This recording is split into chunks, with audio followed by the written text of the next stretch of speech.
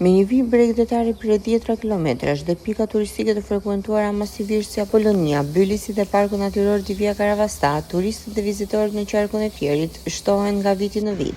Teksa prezantoi detyrat për strukturat përbërëse të Task Force-s për këtë sezon turistik, prefekti i Fierit Erben Çuko bëri të ditura edhe shifrat e vizitueshmërisë së sezonit të kaluar dhe shtoi se këtë vit pritet të rritet numri i vizitorëve.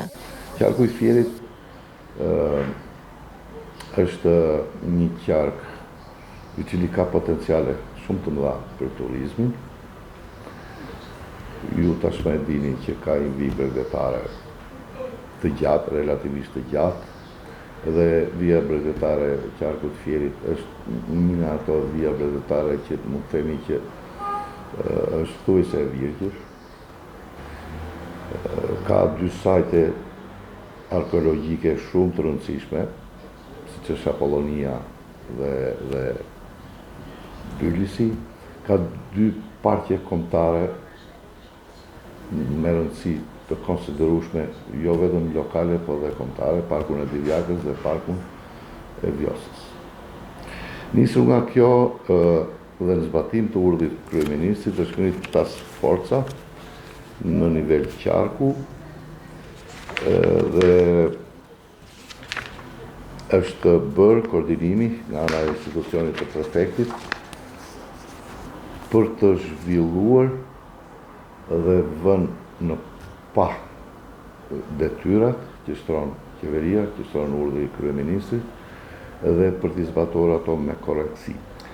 Duke qenë se është një çështje komplekse dhe integruar midis thuajse të gjithë institucioneve publike dhe jo publike, janë lënë disa detyra nga ana e institucionit prefektit për këto institucione që veprojnë në qarkun e Fierit. Nuk mund të ketë turizëm pa pasur një pastërti, nuk mund pastërti të territorit, nuk mund të ketë turizëm pa pasur një siguri publike, nuk mund të ketë turizëm të mirë menaxhuar pa pasur një siguri ushqimore. Nuk mund të ketë menaxhim të mirë të turizmit pa pasur një siguri të shtuar shëndetësore. Pra, këto që thash janë detyrat e institucioneve të pushtetit lokal dhe të institucioneve të qeverisë qendrore që veprojnë në bazë qarku. Vetëm në parqet arkeologjike Apolloni Bylis kishte mbi 120.000 vizitorë sezonin e kaluar, kurse plazhet e parqet natyrore Divja Karavasta, Pishpora dhe Vjos u vizituan nga afërsisht 140.000 vizitorë të huaj. Përveç shtimit të turistëve në përgjithësi, ajo që vije të re vitit të fundit është rritja e interesit të vizitorëve të huaj, të cilët në total ishin mbi 140.000, ndërsa numri i turistëve vendas shkon afërsisht në gjysmë milioni. Vizita në 2 sajtet arkeologjike që janë në qarkun e Fierit, në Apolloni dhe në Bylis, për 2024 kanë qenë 129.086 vizitorë, nga të cilët 82.527 të huaj. Ndërkohë, turizmi në Parkun Kombëtar Divja Karavasta për 2024 këtë park e kanë vizituar 105.700 të huaj. Në pesazhin e menaxhuar Bishpora